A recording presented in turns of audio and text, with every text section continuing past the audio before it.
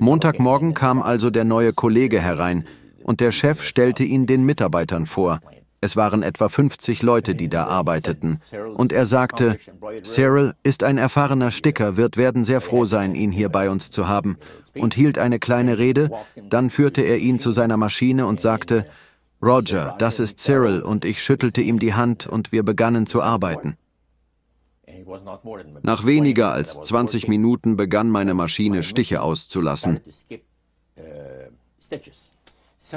Also was passiert?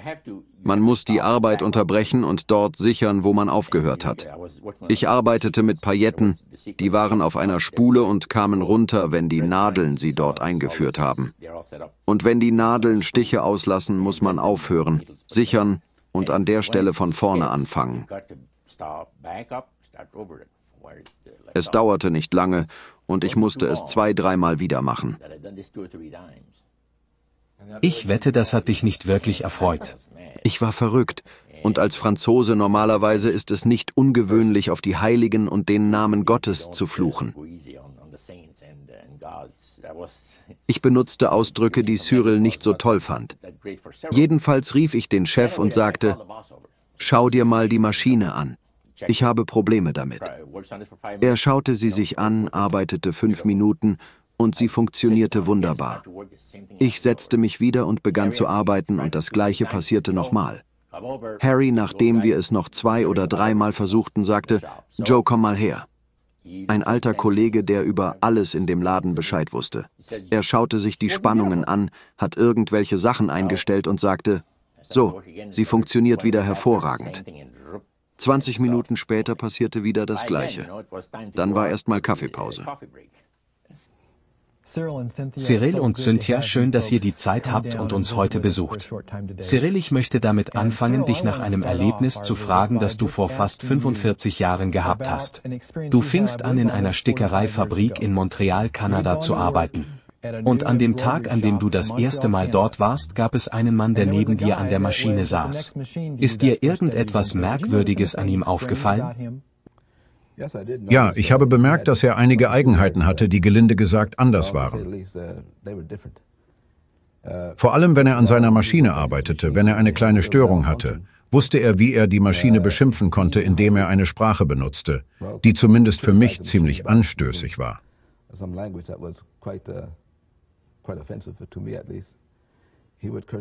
Er schimpfte auf die Maschine, sowohl auf Französisch als auch auf Englisch. Er war ein ziemlicher Linguist. Und wenn meine Maschine kaputt ging, bemerkte er, dass ich sie einfach reparierte und weiterarbeitete. Es gab einen Unterschied und er bemerkte den Unterschied selbst. Wir haben uns beide anders verhalten, als unsere Maschinen nicht funktionierten.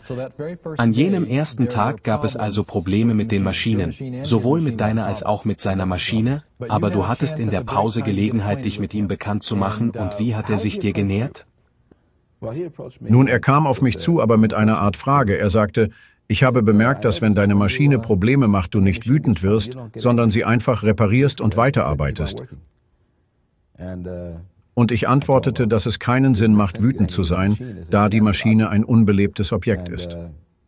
Und er entschuldigte sich dafür, dass er sich über seine Maschine geärgert hatte, und wir begannen ein Gespräch, und das gab mir die Gelegenheit, ihm einige der Dinge zu erklären, die ich erst ein paar Tage zuvor erfahren habe. Und was waren das für Dinge, die du gerade ein paar Tage zuvor erfahren hattest? Ich bekam einige Bibelstunden von dem Prediger der Gemeinde L.W. Taylor. Und obwohl ich kein Adventist war, haben mich diese Bibelstudien sehr bewegt, weil er bei seinen Bibelstudien ganz einfach blieb und alles, was er sagte, bewies, selbst wenn es aus der Bibel stammte. Und in einigen Fällen bewies er es aus den alten Büchern, wie zum Beispiel aus der Encyclopedia Britannica. Und er gab gute Beweise für alles, was er sagte, dass es die Wahrheit ist. Ich ging also raus und fragte Cyril, hast du schon einmal so etwas Verrücktes gesehen? Den Ärger, den ich mit der Maschine hatte? Er sagte, nein, es ist eine neue Maschine. Die Maschine ist erst einen Monat alt. Das ist ziemlich ungewöhnlich. Wir gingen dann runter und ich fragte, hast du irgendwelche Vorschläge, wie man das Problem beheben kann? Nein, nicht wirklich. Aber ich habe einen Vorschlag, der helfen könnte. Er sagte, ich hörte dich zu Gott rufen, aber nicht auf die Art, wie es sich gehört. Er sagte, nimm Rücksicht auf Gott. Hatte dich das verletzt, Roger? Nein, ich sagte, danke. Es tut mir leid, wenn ich dich mit meiner Sprache beleidigt habe, aber es hat mich nicht gestört. Übrigens sagte ich, so fing ich an. Du bist ein ziemlich religiöser Mann, wie ich sehe? Ja, ich lese die Bibel und gehe in die Kirche. Das ist großartig, sagte ich. Welcher Konfession gehörst du an? Nun, ich bin ein Siebenten-Tags-Adventist. Bitte was? Kannst du das noch einmal wiederholen? Er sagte, ja, ich bin ein Siebenten-Tags-Adventist. Schockierte dich das? Nun ja, das Wort Adventist hat mich schockiert.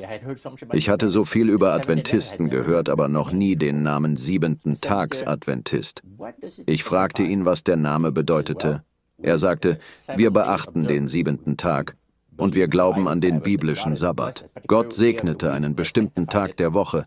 Er heiligte ihn. Er legte einen besonderen Segen auf diesen Tag und wir sollten ihn heiligen den 7. Tag und Gott die Ehre geben um seines heiligen Namen willen. Ich fragte ihn dann, ob es einen Unterschied gibt zwischen dem, was manche Leute Adventisten nennen und andere 7-Tags-Adventisten. Nein, sagte er, es sind dieselben Leute. Manche Leute nennen sie einfach nur Adventisten und erwähnen nicht den 7. Tag. Jetzt war dein Interesse ziemlich groß. Nun sagte ich mir, was für eine einzigartige Sache, die mir da geschieht. Mal einen von diesen Leuten kennenzulernen. Ihr seid zusammen da draußen in eurer ersten Pause und ihr diskutiert über die Sprache bei der Arbeit, als die Maschinen ausgefallen waren, aber du hattest die Gelegenheit, etwas von dem neu entdeckten Glauben mit ihm zu teilen, den du gerade entdeckt hattest. Fandest du, dass er interessiert war und offen dafür? Ich fand später heraus, dass der Grund für seine Fragen darin lag, dass ich, als ich mich um die Stelle bewarb, so beeindruckt von ältestem Taylors Bibelstudium war, dass ich dem Arbeitgeber sofort sagte, dass ich am Sabbat nicht arbeite. Er sagte, du brauchst am Sonntag gar nicht zu arbeiten. Ich sagte, nein, am Samstag. Da er ein Jude war, wurde er sehr interessiert und sagte Roger, wie Roger mir später erzählte, er sollte diesen Kerl überprüfen und herausfinden, warum er meinen jüdischen Sabbat hält. Rogers Fragen waren also durch die Tatsache motiviert, dass ihm gesagt wurde, er solle das überprüfen. Und je mehr Fragen Roger stellte, desto interessierter wurde er selbst.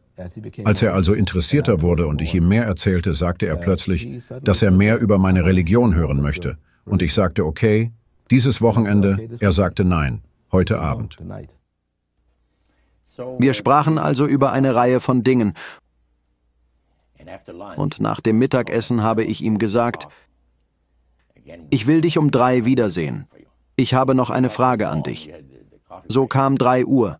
Wir hatten Kaffeepause und ich hatte viele Dinge, die mir durch den Kopf gingen. Und ich wusste, wenn ich mich auf die Religion einlasse, werden mich die Geister zerstören. Das wurde mir damals sehr deutlich gemacht. Ich konnte mich nicht in Sicherheit wägen. Man weicht nicht vom Willen der Geister ab, sonst ist man nichts. Geschichte. Also fragte ich ihn, Cyril, würdest du mir die Dinge aus der Bibel zeigen, die du mir heute gesagt hast, wenn ich zu dir nach Hause komme? Er sagte, ja gerne, das würde mich freuen. Wann? Nächste Woche irgendwann. Nein, nicht nächste Woche, heute Abend. Hat er überrascht geschaut, als du das gesagt hast? Ja, er war überrascht. Er sagte, warum die große Eile? Ich sagte, ich kann dir nicht sagen, warum, aber es muss heute Abend sein oder nie. Er antwortete, meinst du das ernst? Und du kannst mir nicht sagen, warum gerade heute Abend? Ich sag dir nämlich den Grund, warum mir ein anderes Mal lieber wäre. Ich möchte, dass du einen anderen Abend zu mir kommst, weil ich eine Sammlung von Jazzplatten habe, die sich jemand ansehen kommen möchte. Er sammelte seit Jahren Jazzplatten und er sagte, dass er ein paar Arbeitskollegen hat, die sie kaufen wollen. Ich sagte, okay, dann vergiss es. Er antwortete, Mann, du meinst es wirklich ernst damit? Du willst diese Dinge in der Bibel sehen? Ich sagte, ja, sicher. Er antwortete, okay, komm heute Abend um 7 Uhr zu mir und er gab mir seine Adresse. An diesem Abend war ich also um Punkt 7 Uhr da und klingelte an seiner Tür. Hat dich das verwundert? Es hat mich verwundert. Glücklicherweise hatte ich 28 Bibelstudien für vielbeschäftigte Leute, die ich erst gerade gekauft hatte. Ich ging nach Hause, ich war zu dem Zeitpunkt bereits verheiratet, und ich sagte zu Cynthia, heute Abend kommt dieser Kollege, mit dem wir die Bibel studieren müssen. Also ging ich durch die ersten paar Bibelstudien so schnell ich konnte und lernte sie auswendig, und wir machten uns bereit, und natürlich kam er und wir saßen in dem Raum, über den wir gesprochen hatten, der niedergebrannt war, und wir begannen mit den Bibelstunden, und er war sehr interessiert. Cynthia, an diesem ersten Abend, an dem ihr mit Roger die Bibel studiert habt, wie viele Themen hattet ihr da tatsächlich mit ihm gemacht? Wir haben 4 gemacht. Am ersten Abend haben wir pünktlich um 19 Uhr angefangen. Und als wir alles bis ins Detail durchgegangen sind, dachten wir,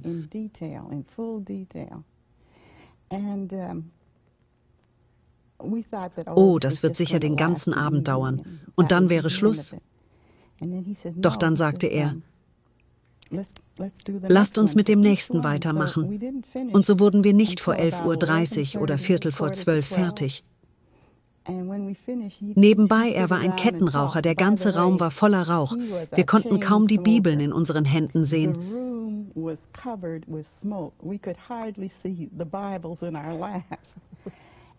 Doch wir hatten das vorher besprochen und uns entschlossen, darüber zu beten.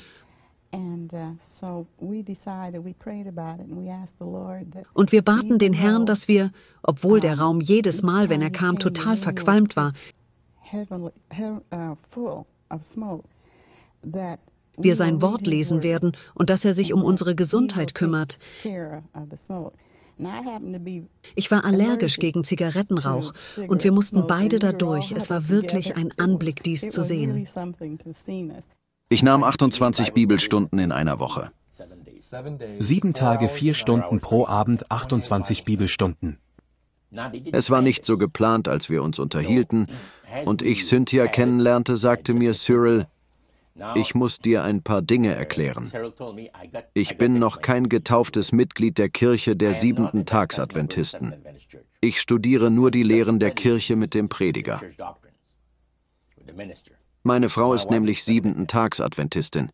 Ich denke jedoch, dass ich mich demnächst als 7-Tags-Adventist taufen lasse. Das Ganze ist also im Moment etwas ungewöhnlich. Meine Frau ist diejenige, die die Bibel wirklich gut kennt. Ich weiß nicht sehr viel, aber ich denke, dass sie heute Abend genau das richtige Studium für uns hat. Es wird etwa 1 Stunde dauern, kannst du so viel Zeit erübrigen? Ich antwortete, der Abend gehört euch. Sie hatte einen Band mit Bibelstudien mit dem Titel 28 Bibelstudien für vielbeschäftigte Leute. Das war der Titel der Reihe. Sie nahm eines heraus und da waren verschiedene Fragen. Das erste Thema war das Wort Gottes. Sie sagte, ich werde dir Fragen vorlesen und du kannst die Antwort in der Bibel finden. Wollen wir das so machen? Ich antwortete, hervorragend, lass uns anfangen. Cyril saß neben mir mit seiner Bibel, denn ich selbst hätte die Stellen nie gefunden. Ich hatte noch nie im Leben eine Bibel aufgeschlagen, weil, sagen wir es mal so, ich bisher auch noch nie Zugang zu einer hatte. Und so hat es angefangen mit dem Wort Gottes. Nachdem das Bibelthema vorbei war, fragte er mich, fandest du es interessant? Ich antwortete, sehr interessant. Was ist das nächste Thema? Er sagte, das nächste Studium ist über Daniel, die Prophezeiungen des Propheten Daniel über die Weltereignisse, welche die großen Weltreiche vorhersagten, die kommen würden. Und ich antworte, das ist wirklich sehr interessant. Wie lange würde das dauern? Etwa 1 Stunde. Es sind etwa 20 bis 25 Fragen. Also sagte ich, lasst es uns jetzt anfangen. Sie antwortete, nein, wann könntest du denn wiederkommen? Ich fragte, warum wiederkommen? Sah sie überrascht aus? Sie sah sehr überrascht aus. Sie schaute ihren Mann an und er sah mich an. Ich sagte, hey, mögt ihr die Bibel oder seid ihr schon müde? Nein, wir studieren die Bibel gerne. Ich sagte, dann lasst uns weitermachen. Es ist erst 20 Uhr. Und zu dieser Zeit warst du ein Raucher, nicht wahr? Oh, ein Raucher, das darf man nicht noch einmal sehen. Ich war einfach ein Kettenraucher. Wenn ich etwas geschafft hatte, habe ich mir gerne 2- oder 3-mal in der Woche eine Zigarre gegönnt. Und das ist es, was die Liebe Gottes bewirkt. Die Kraft der Liebe Gottes wirkt im Leben derer, die der Herr zu segnen versucht, und es legt die Türen, die den Segen bringen.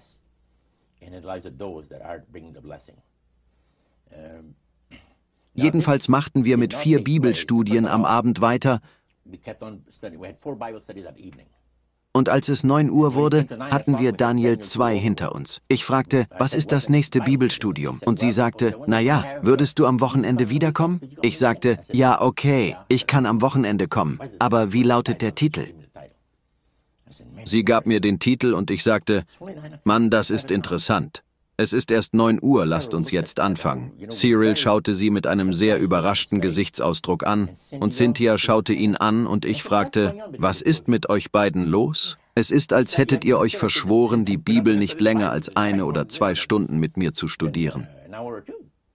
Dann sagte sie, lass mich ehrlich zu dir sein. Unser Prediger Taylor hat uns Anweisungen gegeben, wie wir Bibelstunden geben können. Cynthia sagte, weißt du, ich habe noch nie Bibelstunden gegeben und wir wollten wirklich wissen, wie man Leuten Bibelstunden gibt, die uns nach dem Grund der Hoffnung fragen, die wir haben, und er hat uns genau gesagt, wie wir es machen sollen. Nur ein Bibelstudium pro Woche, wenn die Leute sehr interessiert sind, kann man noch eines dranhängen, aber nie mehr als das. Und sie sagte, wir haben unser Pensum bereits überschritten. Der Grund, Roger, für ihr Zögern war also nicht die Tatsache, dass du ihnen Rauch ins Gesicht geblasen hast. Es lag daran, dass sie versuchten, die Anweisungen ihres Pastors zu befolgen und du hast sie gebeten, all diese Regeln zu brechen. Das stimmt. Glaubst du, sie konnten deine Dringlichkeit spüren?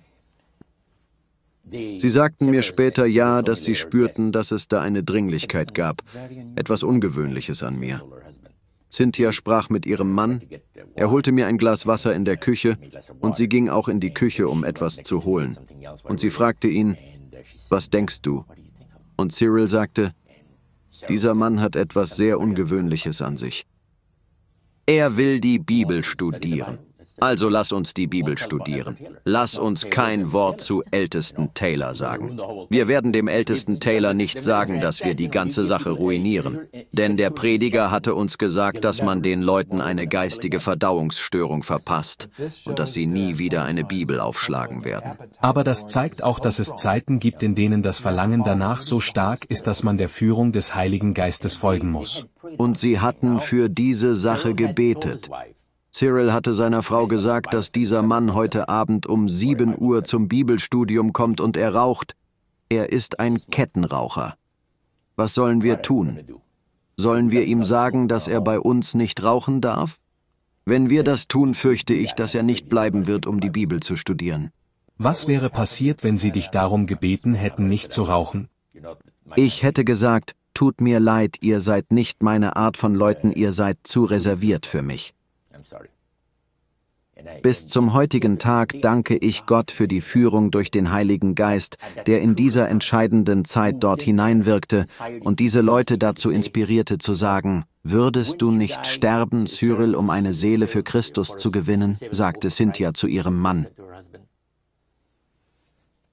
Und er antwortete, ja, es wird uns nicht umbringen, selbst wenn wir seinen ganzen Rauch einatmen würden, nicht wahr? Weil sie hatten darüber gebetet und darüber gesprochen, und als es dann 6:15 war, fragte er, was machen wir nun wegen dem Rauchen? Soll ich ihn darum bitten, nicht zu rauchen? Sie sagte, lass es uns noch abwarten. Wir hatten dann unser 3. Bibelstudium gemacht, und es war jetzt 10 Uhr, und ich fragte, was ist der nächste Titel? Sie sagte es mir, und ich antwortete, oh, das ist ein wundervolles Studium, lass uns damit weitermachen. Und er sagte, also wirklich, Roger, wir haben heute Abend zu viel studiert. Du wirst gar nicht in der Lage sein, dir das alles zu merken. Ich antwortete, oh, du wirst überrascht sein, für Dinge, die ich mag, habe ich ein Gedächtnis wie ein Schwamm. Er sagte, es macht dir Spaß? Ich antwortete, ich habe noch nie in meinem Leben so etwas Schönes gehört. Lasst uns mit einem anderen Studium weitermachen. Wann geht ihr normalerweise zu Bett? Ich möchte nicht eure Schlafgewohnheiten durcheinander bringen. Und er sagte, wir gehen um 11 Uhr ins Bett. Wunderbar, sagte ich, fahre fort, Cynthia. Und Cyril sagte, fahre fort, Cynthia. Und wir machten ein weiteres Bibelstudium.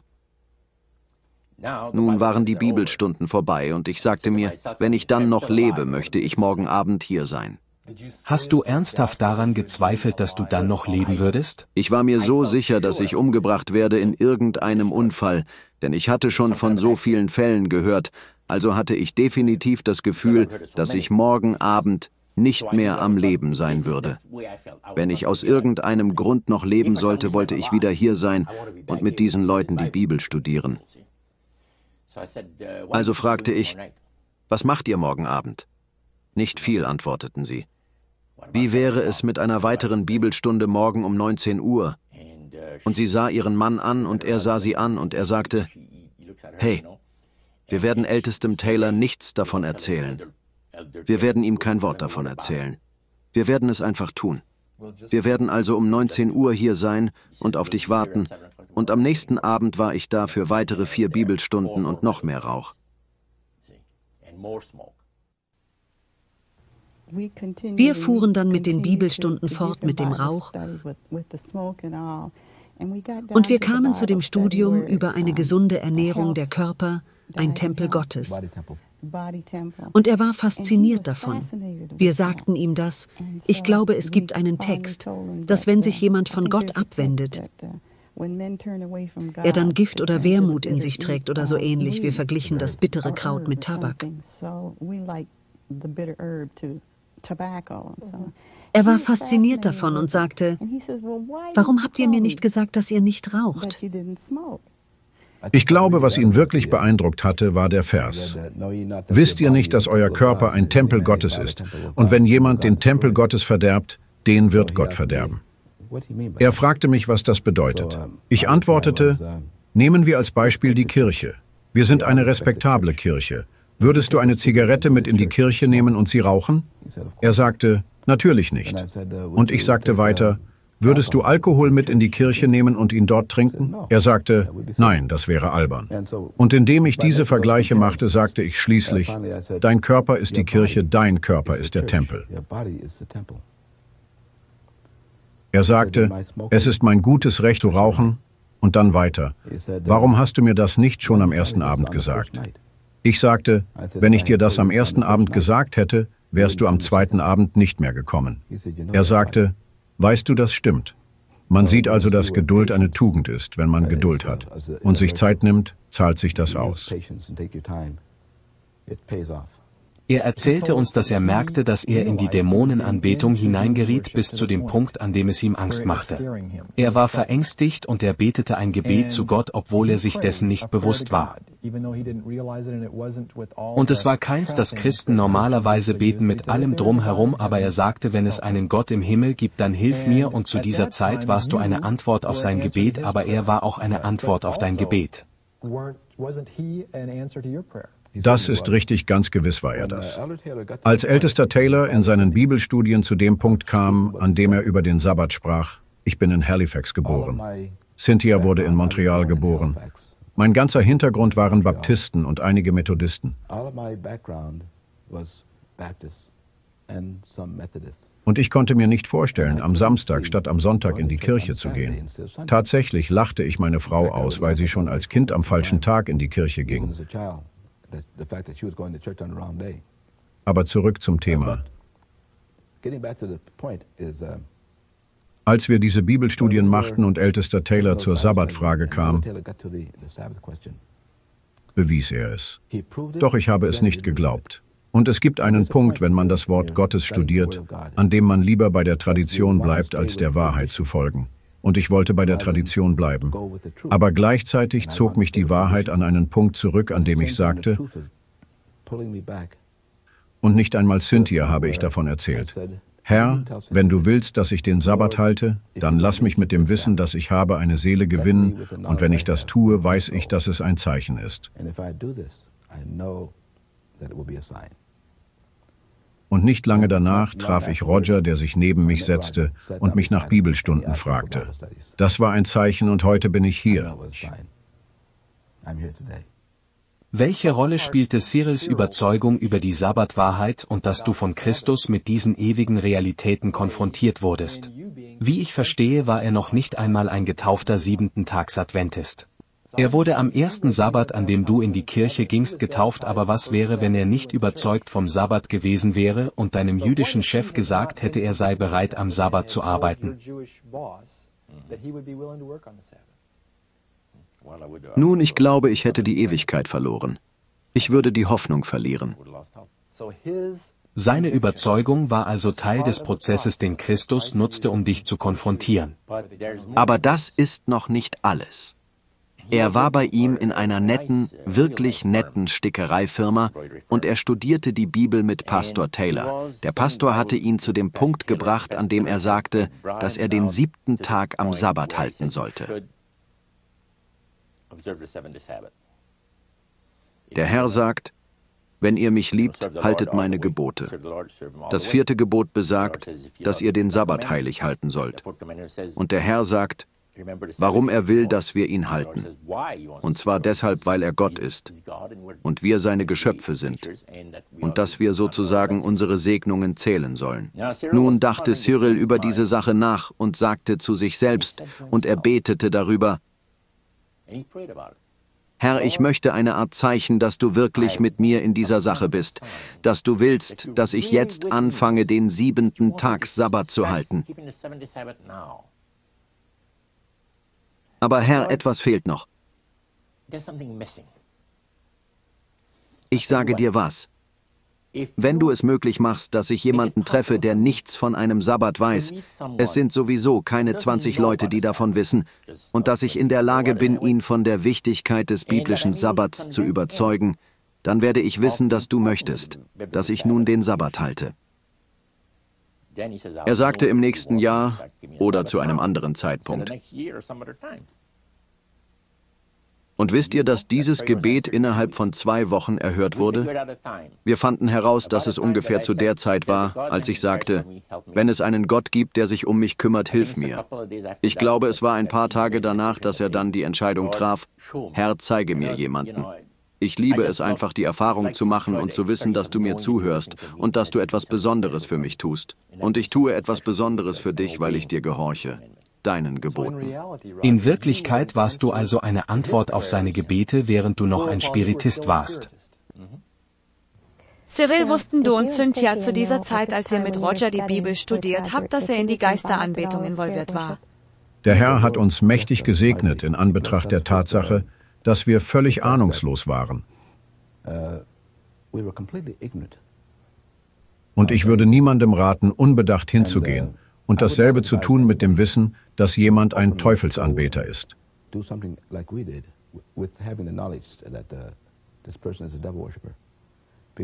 Denn niemand hat die Kraft, dies allein zu bewältigen. Aber ich bin auf jeden Fall überzeugt, dass der Herr, der Heilige Geist, uns geführt hat und unsere Augen bis zu einem bestimmten Punkt bedeckt waren, damit wir damit umgehen konnten. Und wann war dieser Zeitpunkt? Cyril, wann habt ihr entdeckt, dass dieser Mann dämonische Geister anbetet? Wir erfuhren das auf halbem Weg zwischen den Lektionen und ich weiß nicht genau, zu welchem Punkt es war, aber eines Abends kam er. Und wir hatten zuvor das Thema über die unvergebbare Sünde studiert und er kam mit Tränen in den Augen und er war wirklich beunruhigt und er sagte, er sei besorgt. Er hatte Bücher unter seinem Arm und ich sagte, nun, worüber bist du so besorgt, Roger? Auf Französisch. Und er sagte, nun, du weißt nicht, was ich getan habe. Also sagte ich, schau, die Bibel sagt, dass alle möglichen Sünden vergeben werden. Und er antwortete, aber du weißt nicht, was ich getan habe. Als er mir dann erzählte, was er getan hatte, den Teufel anzubeten und sich mit der Teufelsanbetung vertraut zu machen und sehr tief in sie einzutauchen, zeigte mir einige Bücher. Und als ich eines der Bücher öffnete, las ich darin, wie man den Teufel anbetet. Ich machte das Buch gleich wieder zu. Mit so etwas möchte ich nichts zu tun haben und ich sagte, wenn du die unverzeihliche Sünde begangen hättest, wärst du nicht hier, um die Bibel zu studieren. Und deshalb trifft die Schriftstelle, in der es heißt, dass alle Sünden vergeben werden, auf dich zu.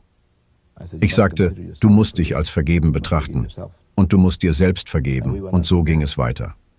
Ich wusste nicht einmal, was ein Teufelsanbeter ist. Ich glaube, wir waren beide sehr naiv. Und so machten wir weiter und ich sagte, Nun, ich sage euch, was wir überlassen die Tatsache, ob die Sünde verzeihlich oder unverzeihlich ist, Gott. Lasst uns das Bibelstudium zu Ende bringen. Das war alles, was ich bis dahin wusste. Und erst später begann er uns ein wenig von seinen Problemen zu erzählen, die er hatte. Und ich dachte mir, das sei ziemlich ungewöhnlich und wir hängen damit drin.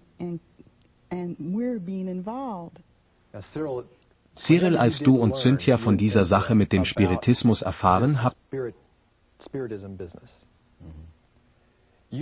hast du dir gleich die Frage gestellt, ob es real ist oder nicht. Ihr wart so ziemlich naiv in dieser Hinsicht. Nun erzähl mal, du hattest eine Sondergenehmigung. Du hast mit der Polizei in Kanada zusammengearbeitet und dürftest eine Waffe tragen, ist das richtig? Ja, ich hatte die Erlaubnis, eine Waffe zu tragen. Und als er mir sagte, dass er nicht nur diese Erscheinungen hatte, sondern auch Schritte entlang seines Flurs hört. Er wohnte am Ende eines langen Flurs und die Tür war die einzige Tür auf diesem Flur. Und die Schritte blieben an seiner Tür stehen, dann klopfte es an der Tür. Und wir hatten zu dieser Zeit auch Probleme mit der Gewerkschaft. Als er mir von diesem Klopfen an der Türe erzählte, sagte ich, das sind nur die Leute von der Gewerkschaft. Die kommen und versuchen, dich zu holen. Also sagte ich verscheuche sie genauso, wie ich sie verscheuchen werde, wenn sie versuchen, mich zu holen. Und so hatte ich so viel Vertrauen in meine Waffe und nicht vergessen. Zu dieser Zeit war ich noch nicht getauft. Also nahm ich meine Waffe und wir gingen zu ihm nach Hause und wir lachten und redeten und hatten einfach eine gute Zeit. Und um Mitternacht hörten wir Schritte im Flur. Ich sagte, Roger, leg deine Hand auf den Türgriff und mach dich bereit, die Tür zu öffnen. Und mit all dem Mut, den ich mit meiner Waffe aufbringen konnte, wartete ich auf das Klopfen an der Tür. Und da kam es. Und ich weiß nicht genau, wie oft es geklopft hat.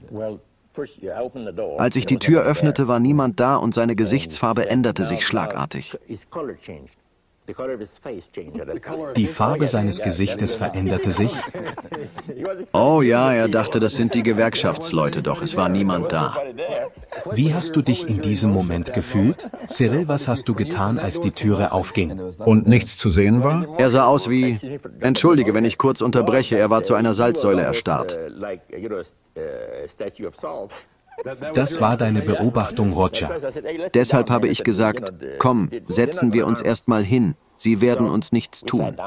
Also haben wir uns hingesetzt und ein bisschen geredet.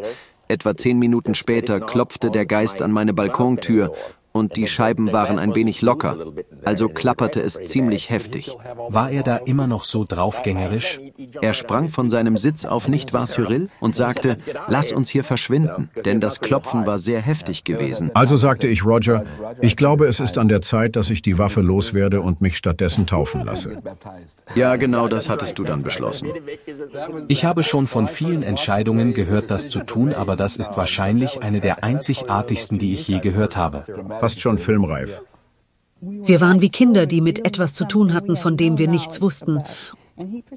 Und er hat uns beschützt. Und wie ich schon sagte, wenn man jemanden kennt, der in diese Sache verwickelt ist, kann er es nicht allein tun. Es benötigt spezielle Gebete. Es erfordert jedes Mal ein besonderes Gebet. Und dass der Herr derjenige ist, der mit der Situation umgeht. Ein Mensch kann nicht mit der Situation umgehen, weil die Kräfte, die hier am Werk sind, denen ist kein Mensch gewachsen. Was war es, das dir das Gefühl gab, dass du nun die Gelegenheit zur Erlösung hast? Was war es, das dir sagte, dass du diese Möglichkeit hast? Nun, der Heilige Geist inspirierte mich. Er diente mir mit der Gnade der Erlösung. Und um es in Worte zu fassen, fehlt mir das Vokabular. Denn es ist eine geheimnisvolle Sache, die dich ehrlich neu erschafft, während er an dir wirkt. Und es reinigt deinen Geist und gibt dir Verständnis. Und du siehst die Dinge in einem anderen Licht, über die du nie zuvor nachgedacht hast. Und das Leben wird plötzlich zu einer bedeutungsvollen Sache.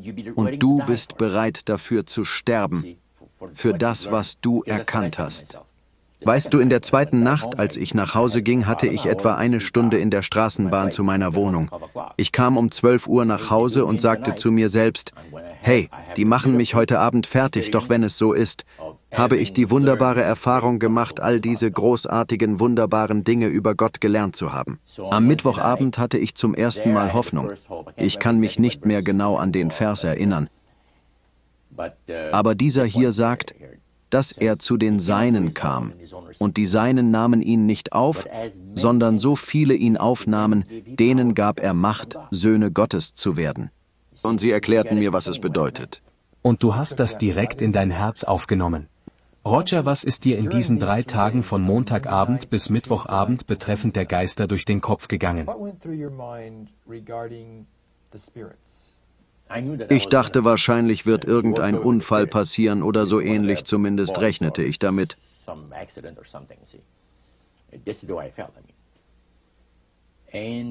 Jedenfalls war es sehr ungewöhnlich, dass noch nichts passiert ist.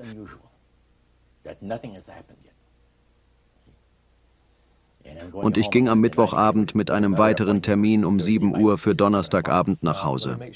Damit ich das richtig verstehe, du hast am Mittwochabend den Geisteranbetungsdienst verpasst, bei dem du dich voll engagieren hättest sollen und warst stattdessen bei den Bibelstunden? Was geschah als nächstes? Das ist richtig. Ich sagte zu mir, das war's. Mittwochabends haben sie immer ihre Priestersitzungen für die Götter. Und ich dachte mir, das war's. Doch nichts geschah. Donnerstagmorgen kam und ich war noch am Leben und ich konnte weiter die Bibel studieren. Und dann wurde es mir klar, dass der Schöpfer sich um die Dinge kümmerte.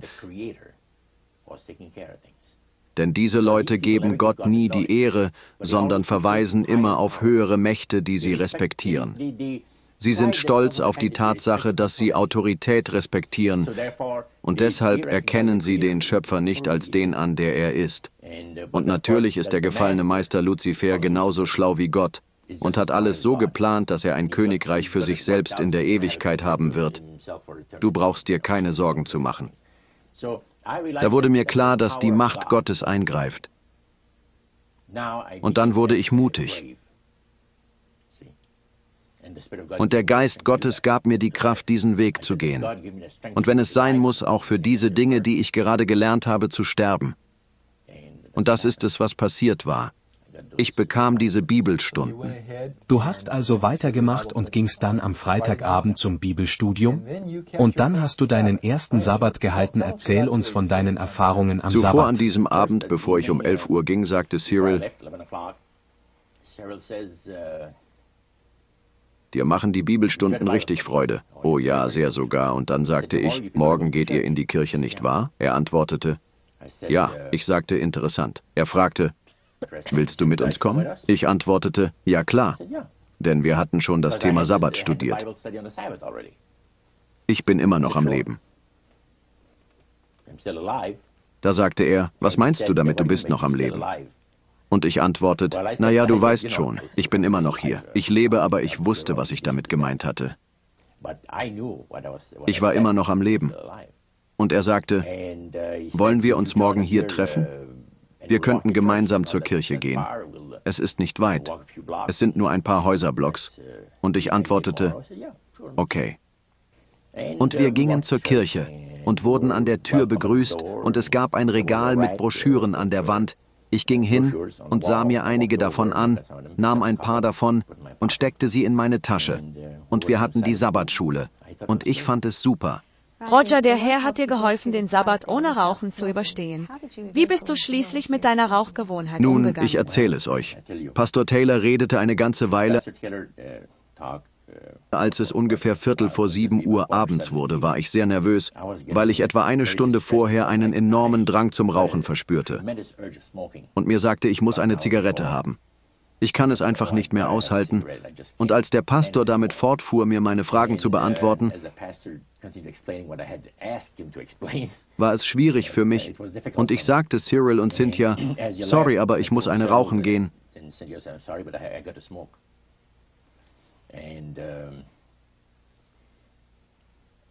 Dann auf dem Heimweg sagte ich zu mir, das ist die Hölle auf Erden, mit dem Rauchen aufzuhören.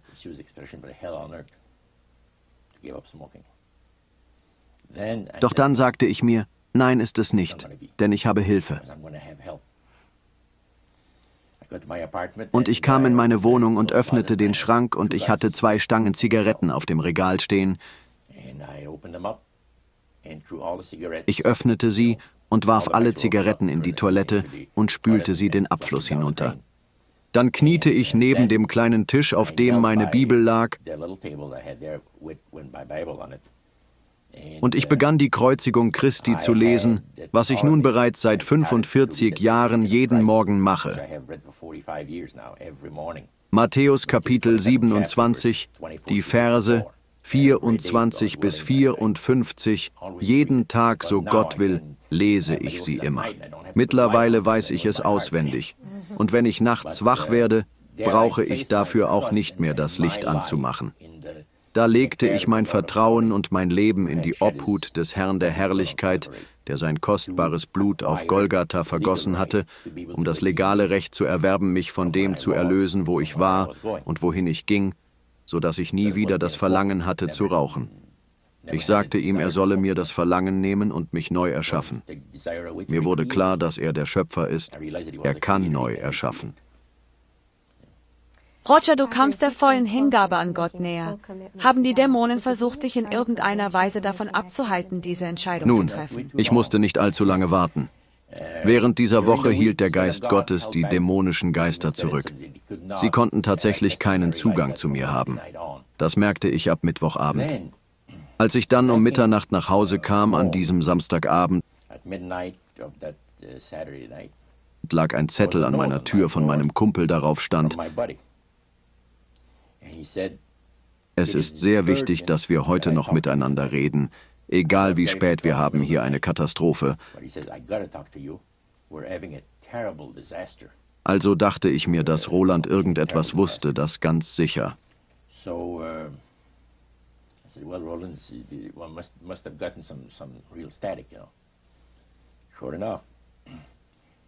Doch zuvor wollte ich mir noch einmal etwas anschauen, was wir abends gelernt hatten. Also hatte ich ein Buch, welches mir Cynthia und Cyril gegeben hatten. Ich öffnete das Buch und begann zu lesen.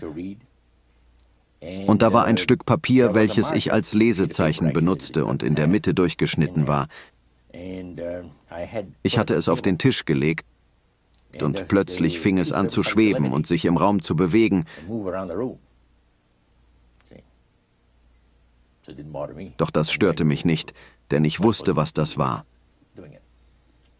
Das Blatt Papier flog dann hin zu mir und blieb etwa 30 Zentimeter über meinem Buch stehen. Danach wurde es auf mein Buch geknallt, sodass es mir auf meinen Schoß herunterfiel und fast auf dem Boden landete. Und mir war, als ob ich den Geister sagen wollte, dass ich nicht mehr mit ihnen sprechen werde. Aber ich verstand das, ich mich nicht wieder auf die Geister einlassen wollte. Dazu hatte ich mich entschlossen.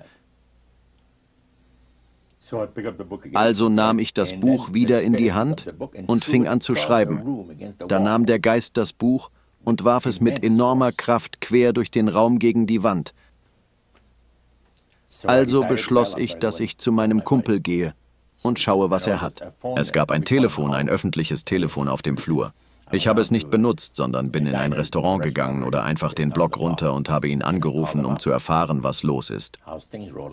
Mann, sagte er, kümmert dich mein Leben nicht, Morneau? Was für ein Freund bist du? Seit Mittwoch leide ich und versuche ich, dich zu erreichen. Ich habe vor deiner Tür gewartet, wann bist du nach Hause gekommen? Ich sagte, so um Mitternacht.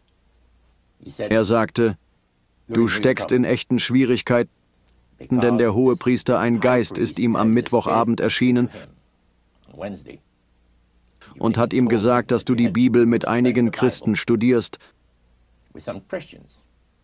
Aber du hast nicht nur daran gedacht, die Bibel mit Christen zu studieren. Du hast die Bibel mit Siebenten-Tags-Adventisten studiert, den Leuten, die der Meister am meisten auf dem Planeten hasst. Wie bist du nur in so etwas hineingeraten? Hast du keine Angst um dein Leben? Ich sagte, sicher. Außerdem erzählte er mir noch andere Dinge, die die Geister dem Hohepriester erzählten.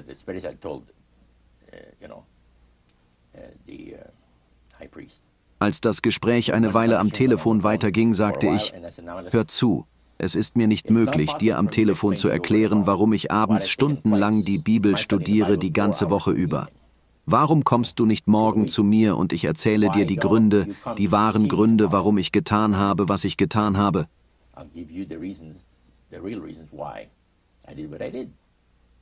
Er sagte, okay. So verabredeten wir uns für Sonntagmorgen. Und nach diesem Telefonat ging ich zurück in meine Wohnung und beschloss, ins Bett zu gehen, da es schon spät war.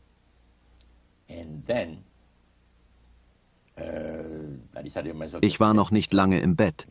Plötzlich ging das Licht an und ich stand auf, um es auszumachen. Zurück im Bett ging das Licht schon wieder an. Ich sagte zu mir, wenn ich jetzt aufstehe, um das Licht auszumachen, werden sie es wieder einschalten. Also beschloss ich, bei Licht zu schlafen.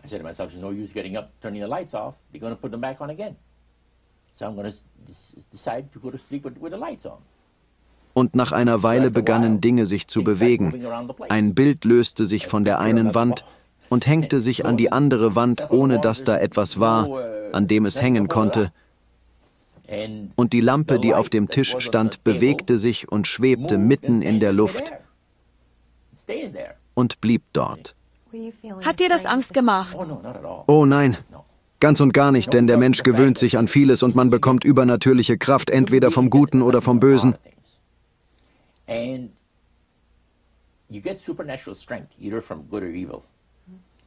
Und der Herr hat mich durch diese Sache hindurchgeführt. Und ich wusste, dass ich irgendwo auf dem Weg einen schrecklichen Kampf haben würde und dass sie mich zerstören wollen, keine Frage.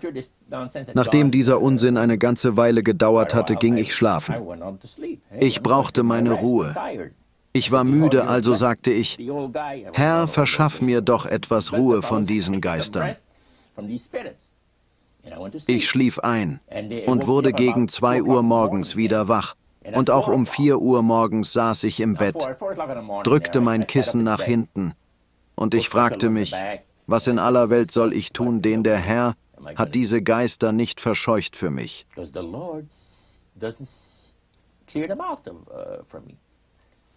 Dann kam mir der Gedanke vielleicht, will der Herr wissen, wie ich zu den Geistern stehe. Und ich sprach zu dem Geist, du möchtest mit mir reden? Der Geist antwortet, ja, endlich bin ich in der Lage, mit dir zu reden. Was in aller Welt denkst du, was du da tust? Seht ihr, der Herr hatte sogar die Geister zurückgehalten und die Geister konnten nicht mit mir reden. Ich erkannte, dass sie unter einer ganz besonderen Kontrolle standen. Also sprach ich mit dem Geist und erkannte, dass er ein Geisterratgeber war. Denn er sagte, der Meister hat enorme Pläne für dein Leben. Ruhm, Ehre, Respekt, Reichtum. Schätzt du nichts von diesen Dingen? Ich sagte, ich möchte, dass du weißt, Geist, dass ich noch vor 10 Tagen dein Angebot angenommen hätte. Aber jetzt sprichst du mit einem ehemaligen Geisteranbeter und ich bin über die Realität des Lebens aufgeklärt, vor allem über die Realität des ewigen Lebens. Und ich sagte, ich bin nicht interessiert. Ungefähr 2, 3, vielleicht 4 Minuten lang kam keine Antwort zurück. Und das ist eine lange Zeit in einem Gespräch. Es war, als ob er von deinem Mut total überrascht war. Als der Geist widersprach, hatte er ein Zittern in der Stimme. Mit anderen Worten, wenn eine Person in einer Krisensituation wirklich verzweifelt ist, verändert sich seine Stimme. Und ich hatte den Eindruck, dass es ihm schwer fiel, sich auszudrücken. Und das war ein sehr kluges Wesen. Er sagte, wir haben so lange darauf hingearbeitet, dich auf die Arbeit des Meisters vorzubereiten. Und was machst du jetzt? Ich denke, es endete mit. Dann sagte er mir, okay, du lehnst das Angebot des Meisters ab? Ich sagte, auf jeden Fall. Er antwortete, von nun an wird viel Armut in deinem Leben sein. Das heißt, wenn du es schaffst, am Leben zu bleiben, Das bezweifle ich aber, denn deine Tage sind gezählt. Ich sagte, weißt du, Geist, der Hohepriester spricht von höheren Mächten. Ich bin jetzt mit höheren Mächten verbunden und ich muss mich weder mit dir abgeben, noch mit deinem Meister, noch mit irgendeinem der anderen Geister, denn ihr seid alle Verlierer. Ich bin ein Gewinner, 100 Millionen Jahre perfekten Lebens, wiedergeboren, verwandelt oder auferweckt. Meine Jahre werden in Millionen von Jahren gezählt werden. Wenn ich das Angebot des Meisters annehme, was habe ich dann? Ein Alter von 20 Jahren. Und selbst wenn ich 100 Jahre alt werde, wie kann man das mit 100 Millionen Jahren vergleichen? Und ich werde all das Gold haben und das Silber, das du mir anbietest und noch viel mehr. Ich bin also kein Verlierer mehr, ich bin ein Gewinner. Und der Geist antwortete, wir werden dich zerstören. Daraufhin lachte er auf eine Art, die sehr furchteinflößend war.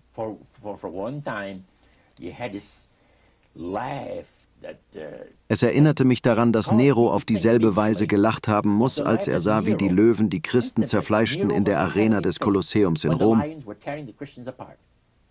Dasselbe Lachen musste er gehabt haben.